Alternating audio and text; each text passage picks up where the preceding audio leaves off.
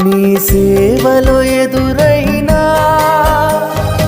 ఎన్నో సమస్యలలో నా బలమును చూచుకుని నిరాశ చెందితిని.